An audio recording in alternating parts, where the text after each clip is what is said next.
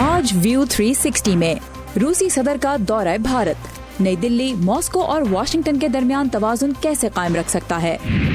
अमेरिकी supreme court के नामजद जज पर जिनसी हिरास के इल्जामात, मुजाहिरों के शोर में पाकिस्तानी क्या सोच रहे हैं, और पाकिस्तानी ड्रामों में खवातीन के किरदार पर सोशल मीडिया में बहस गरम।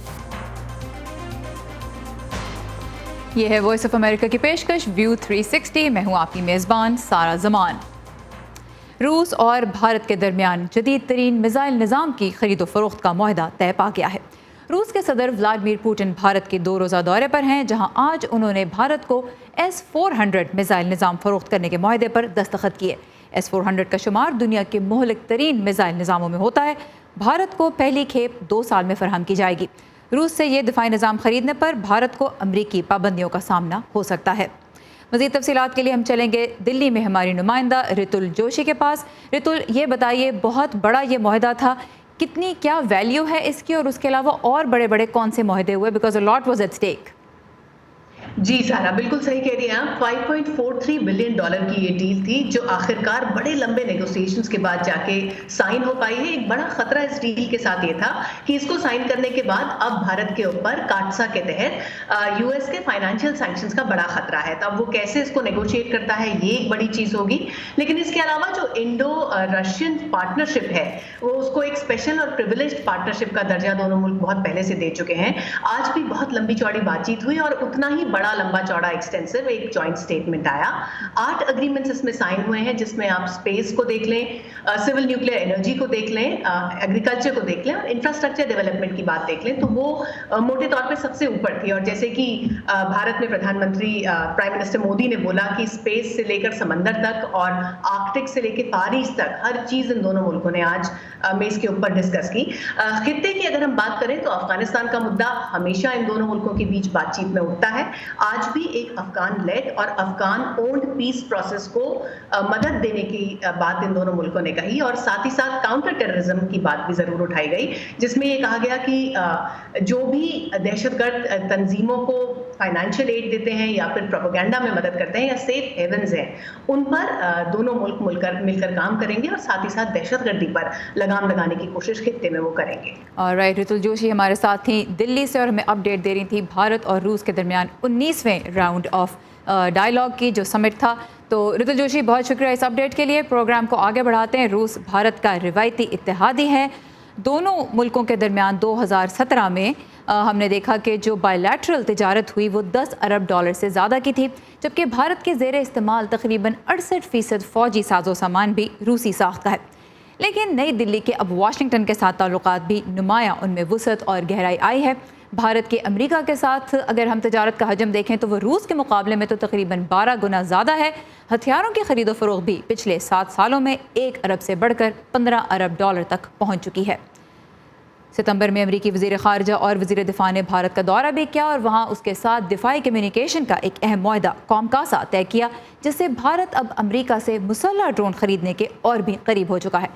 लेकिन नई दिल्ली, मॉस्को और वाशिंगटन के साथ ताल्लुकात में तवाज़ुन कायम कैसे रख सकता है, इस बारे में हम बात करेंगे अपने मेहमान से, जो कि भारत के तहकीकी इदारे ऑब्जर्वर रिसर्च फाउंडेशन से मुंसलिक सीनियर तज्ज़ियाकार मनोज जोशी हैं। Manoj, welcome to view 360। सबसे पहले तो मैं यही जानना चाहूँगी कि 2 बड़ी ग्लोबल पावर्स अमेरिका और रशिया दोनों ही भारत के साथ ताल्लुकात अच्छे करने की कोशिश कर रहे हैं। भारत कैसे बैलेंस रखेगा?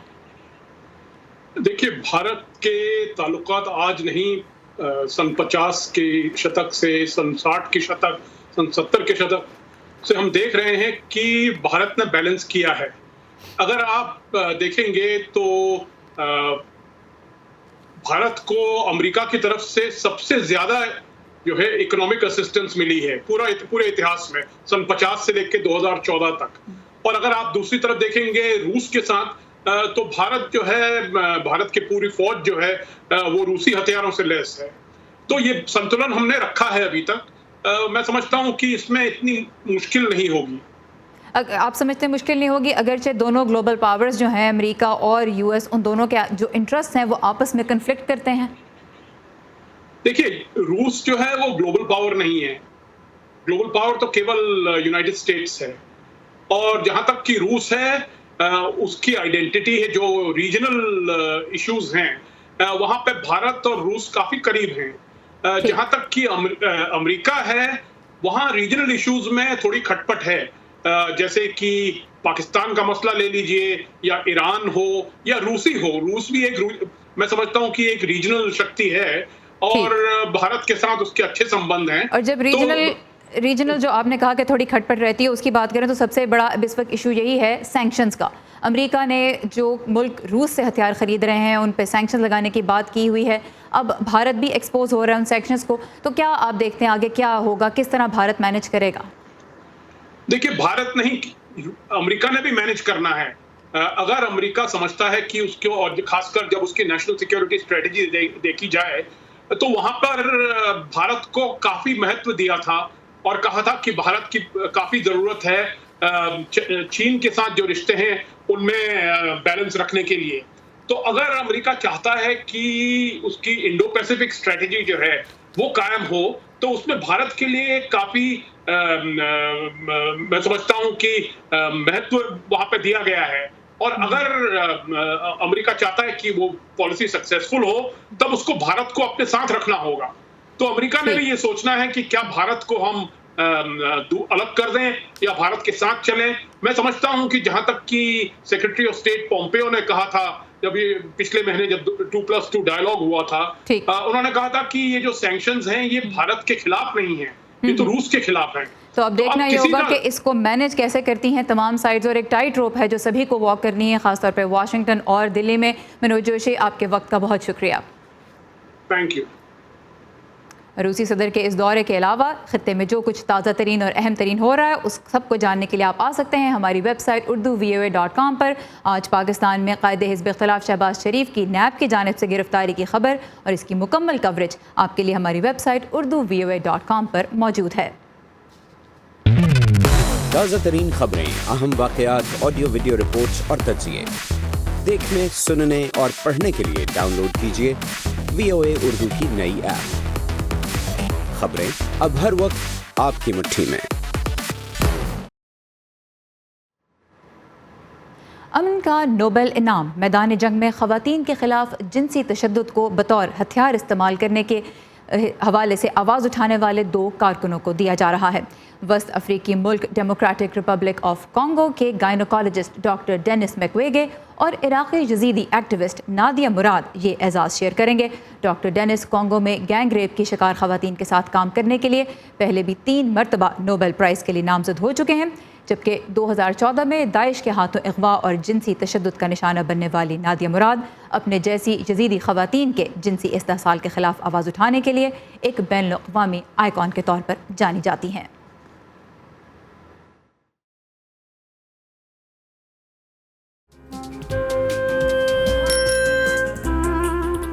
अब्बा जैसे करोड़ों लोग जहां हर रोज ईमानदारी से काम पर लगे हों, चाहे वो दफ्तर में हो या खेतों में, सड़कें हों, बॉर्डर्स, खेल का मैदान या कोई इंटरनेशनल स्टेज। जब पाकिस्तान का नाम रोशन करने वालों की कहानियां कहने के लिए हमारे पास वक्त कम पड़ जाए, जब पूरा मुल्क ही खुद को आगे ले जाने में लगा हो, तो फिर दुनिया भर में उसका परसेप्शन मुट्ठी भर लोग क्यों बनाते हैं? We are almost there, but not there yet. लगता है थोड़ी मेहनत और करनी होगी हमें भी। व्यू 360 सिर्फ आज न्यूज़ पर।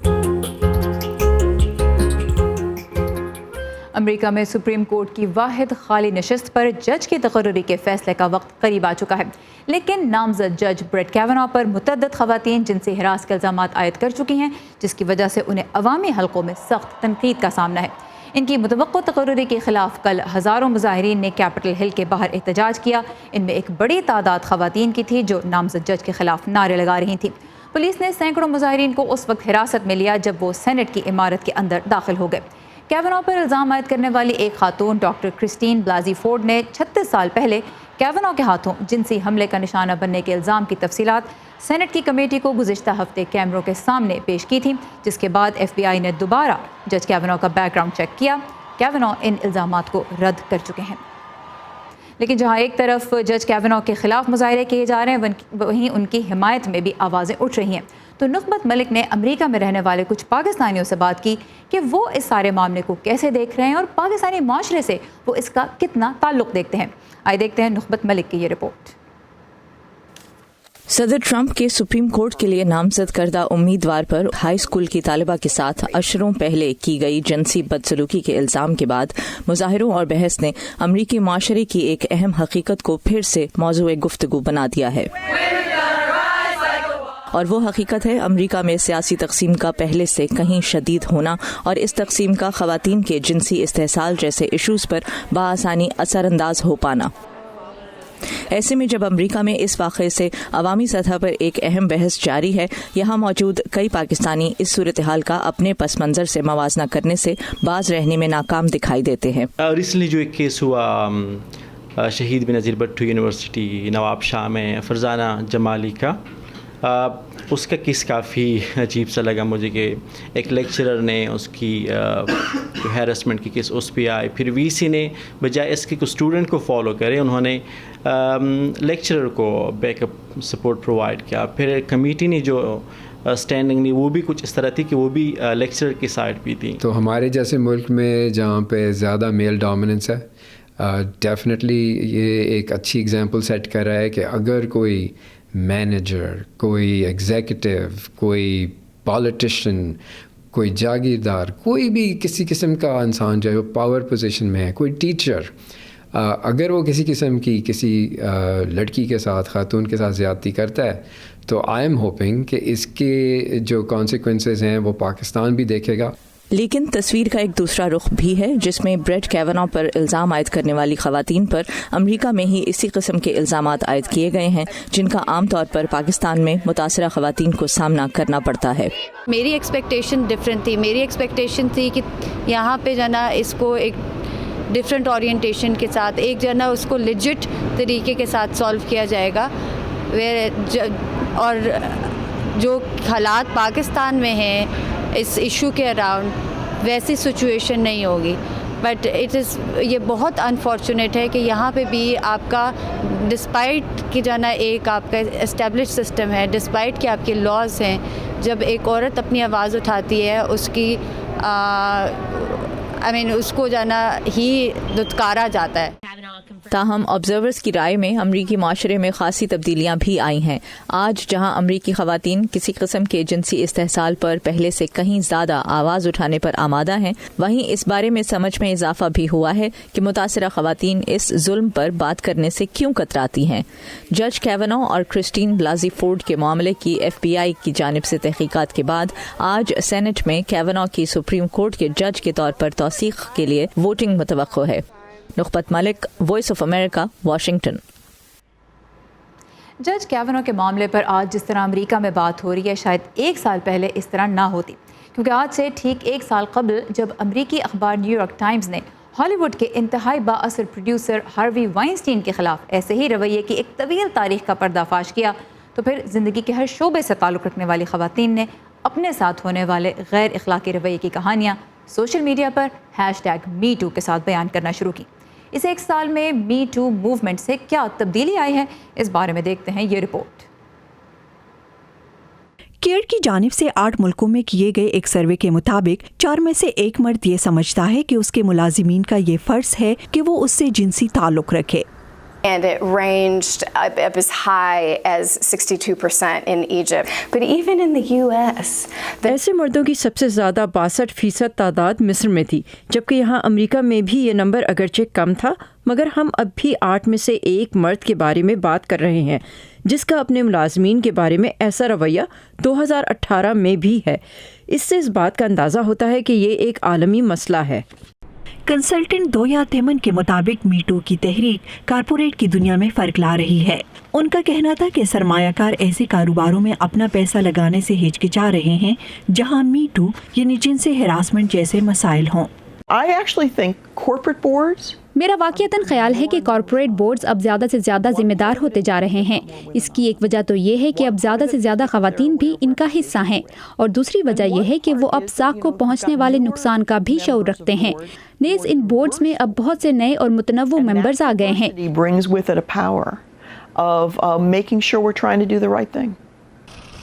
میٹو کی وجہ سے سیاسی تبدیلی بھی رونما ہو رہی ہے. کانگریس اور اسٹیٹ کے قانون سازی کے اداروں کے لیے زیادہ سے زیادہ خواتین نومبر میں ہونے والے وسط مدتی انتخابات میں حصہ لے رہی ہیں. So I think that Me Too creates and sort of adds to an environment. میرے خیال میں می ٹو کی تحریک ایسی فضا پیدا کرتی اور اس میں اضافہ کرتی ہے جس میں ہم مردوں اور خواتین کے درمیان طاقت کے توازن پر سوال اٹھاتے ہیں. اور اگر آپ تمام اداروں میں طاقت کے غیر متوازن ہونے کی نشاندہی کریں تو آپ دیکھتے ہیں کہ عورتیں طاقتور پوزیشنز پر نہیں ہیں جہاں اہم فیصلے لیے جاتے ہیں. کچھ امریکیوں کا خیال ہے کہ اس تحریک نے نتیجہ خیز تبدیلی پیدا کی ہے. می ٹو کی تحریک دنیا بھر کی ان خواتین کے لیے بھی اہم ہے جنہیں جنسی ہراسمنٹ اور تشدد کا سامنا ہے. یقیناً زندگی کے تمام شعبوں سے تعلق رکھنے والی خواتین کو ان مسائل کا سامنا ہے، اور تشدد، عدم مساوات اور انتہائی غربت ان مسائل کی شدت کو بڑھا دیتے ہیں. اس سے پتہ چلتا ہے کہ ابھی ہمیں بہت کچھ کرنا ہے اس سے پہلے کہ خواتین آزاد ہوں. نہ صرف یہ کہ می ٹو جیسے لمحات سے یعنی جنسی ہراسمنٹ اور تشدد، بلکہ وہ اس کے خلاف آواز بھی اٹھا سکیں. ڈورا میکاورڈ کے ساتھ شہناز نفیس، اردو VOA. پاکستان میں خواتین کے بارے میں منفی اور دقیانوسی رویوں کو پختہ کرنے میں ٹی وی ڈراموں کا کیا کردار ہے؟ اس بارے میں اس وقت سوشل میڈیا پر بحث چل رہی ہے. انگریزی اخبار دی نیوز آن سنڈے کی ڈپٹی ایڈیٹر سباحت ذکریہ نے فیس بک پر فیمنسٹانی کے نام سے 17 منٹ کی ایک ویڈیو ڈالی ہے جو وائرل ہو گئی ہے. اس ویڈیو میں انہوں نے پاکستانی ڈراموں میں خواتین کے کرداروں پر سخت تنقید کی ہے. سباحت کے نزدیک یہ ڈرامے خواتین کو بس روتا دھوتا، لاچار اور صبر کی دیوی کے طور پر دکھاتے ہیں اور اس طرح ان کے خلاف صنفی بنیادوں پر تفریق کو قابل قبول بنا دیتے ہیں.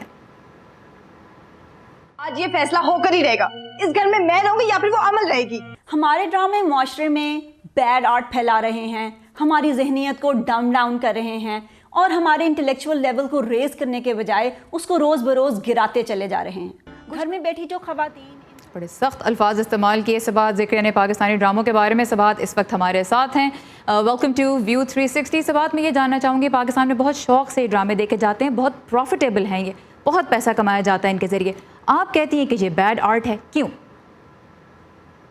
جی، پروفیٹیبلٹی اور بیڈ آرٹ کا آپس میں جو ہے وہ کنیکشن، یہ بہت ایک پرانی بحث ہے کہ کیا جو آرٹ پاپولر ہے وہ نیسیسریلی اچھا بھی ہے. تو دیکھے جاتے ہیں یقیناً اور بہت ان کو پذیرائی بھی حاصل ہے کچھ حد تک. لیکن میرا خیال ہے کہ اب ہم جس اسٹیج پہ ہیں، بہت سال سے 10 سال سے زیادہ ہو گئے ہیں کہ ہم اس قسم کے ڈرامے دیکھ رہے ہیں پاکستانی ٹیلی ویژن کے اوپر. میرا خیال ہے کہ there are a lot of people now جو چاہتے ہیں چینج، جو چاہتے ہیں کہ ان کے ارد گرد جو دنیا میں ہو رہا ہے. ابھی ہم پیکج دیکھ رہے تھے امریکہ کے حوالے سے، دنیا میں جہاں جہاں موومنٹس چل رہی ہیں انٹرنیٹ کے دور میں سب کچھ دیکھا جا رہا ہے. تو جو لوگ ہیں، بہت بہت بڑی تعداد ہے ان لوگوں کی جو نیٹ فلکس پاکستان دیکھ رہے ہیں ایکسیٹرا، جو کہ چاہتے ہیں کہ اس کے علاوہ بھی عورتوں کو کسی اور رولز میں زیادہ ایجنسی کے ساتھ دکھایا جائے. پر سباحت، جو کرٹیک آپ نے کی اس پہ بہت سی خواتین ہی آپ سے متفق نہیں ہیں. میں کامنٹس پڑھ رہی تھی آپ کی ویڈیو کے نیچے، خاتون نے کہا بھارتی لگتی ہیں جس طرح سے آپ پاکستانی ڈراموں پہ تنقید کر رہی ہیں، اور کچھ خواتین اور مردوں نے یہ سوال بھی کیا کہ کیوں ہر چیز کو کرٹیسائز کیا جائے، اس گفتگو کی کیا ضرورت ہے. تو آپ یہ بتائیے کہ اس گفتگو کی کیا ضرورت ہے؟ لیکن جی، اس گفتگو کی یہ ضرورت ہے کہ اگر ہم یہ یقین رکھتے ہیں کہ جو کچھ ہم دیکھتے ہیں وہ ہمیں امپیکٹ کرتا ہے ہمارے ایوری ڈے میں. میڈیا جو ہے وہ صرف ایک چلتی پھرتی تصویر کا نام نہیں ہے، یہ ہمارے ذہنوں پہ اثر انداز ہوتا ہے. تو یہ کانورسیشن بہت ضروری ہے. تو یہ بات ٹھیک ہے کہ کچھ لوگ جو ہیں وہ اس کے اندر ایک کیتھارسس فائنڈ کرتے ہیں. ان کی پروڈکشن ویلیوز بہت ہائی ہوتی ہیں، ان کی ایکٹنگ اچھی ہوتی ہے، ڈائلاگس بھی بعض اوقات کافی مہارت کے ساتھ لکھتے ہیں ان کے لکھنے والے.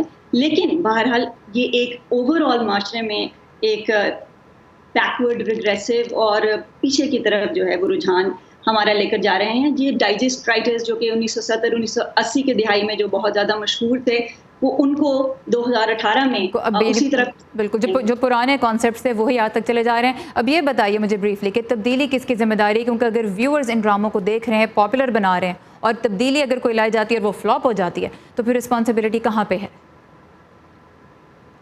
میرا خیال ہے کہ تبدیلی جو ہے اگر اچھے طریقے سے لائی جائے, وہ انٹرسٹنگ ہو, اس کی پروڈکشن ویلیوز ہائی ہوں, اسی طرح جس طرح ان ڈراموں کی ہیں, لیکن ان کو اس طرح سے پریزنٹ کیا جائے کہ وہ لوگ اس سے محظوظ ہوں, انٹرٹین ہوں, تو میرا نہیں خیال کہ تبدیلی فلاپ ہوگی.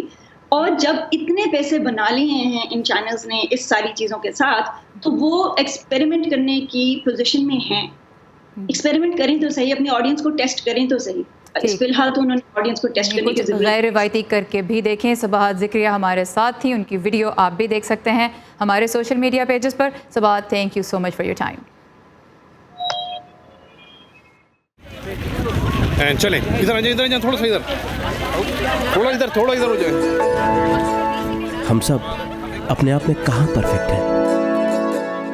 یہ جو ہمارے آس پاس کے لوگ ہیں نا, یہ عزیفہ کا جب اس کے بازو پروستھیٹکس لگا, یہی ایک دوسرے کو بہتر بناتے ہیں اور پھر مل کر ایک بہتر ملک بناتے ہیں ہم.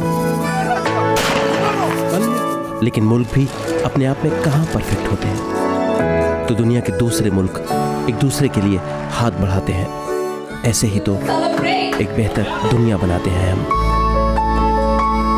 One teacher, one book and one pen. اور دنیا میں کہاں کیا ہو رہا ہے, ہندوستان اور پاکستان اسی لیے تو دکھاتے ہیں ہم. نئے وزیر اعظم عمران خان نے اس ایگزیبیشنز کے ڈیزائنر ڈونلڈ ٹرمپ کی حمایت کا ورنہ اپنے آپ میں ہم سب کہاں پرفیکٹ ہیں. یہ میں ہوں آپ کا میزبان خالد حمید. ویو 360 صرف آج نیوز پر.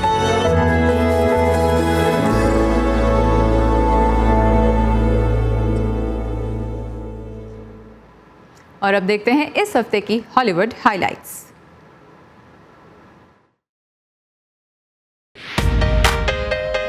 آسکر ایوارڈ یافتہ فلم سٹار جولیا رابرٹس اب نظر آئیں گی ٹی وی اسکرین پر.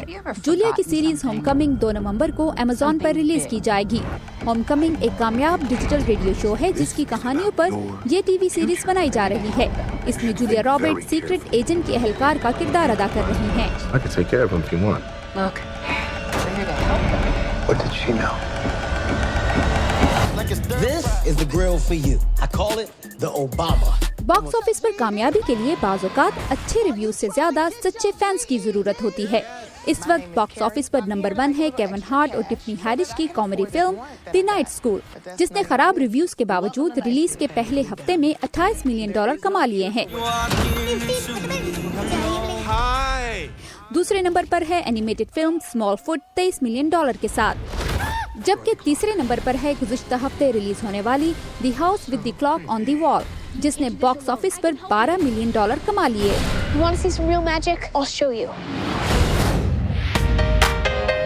بیٹ مین کا کردار نبھانے والے فلم سٹار کرسچین بیل اب نظر آئیں گے امریکہ کے نائب صدر ڈک چینی کے روپ میں.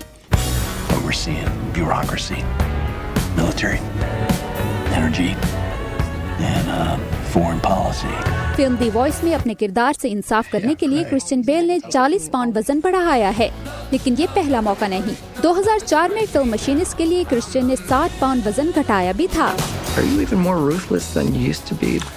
وردہ خلیل, Urdu VOA.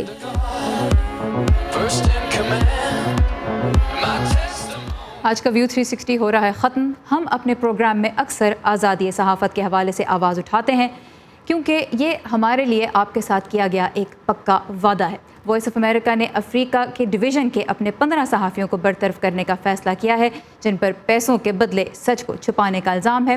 Voice of America میں ہمارے لیے صحافت صرف ایک پیشہ نہیں بلکہ آپ کے ساتھ کیا گیا ایک وعدہ ہے جسے نبھانے کی ہم ہر روز کوشش کرتے ہیں, کیونکہ خبر ہمارے لیے اچھی ہو یا بری ہم آپ کو سچ ضرور بتائیں گے. یہ تھا آج کا ویو 360. فیڈ بیک کے لیے آئیے facebook.com پر. سارا زمان کو اجازت دیجیے. خدا حافظ.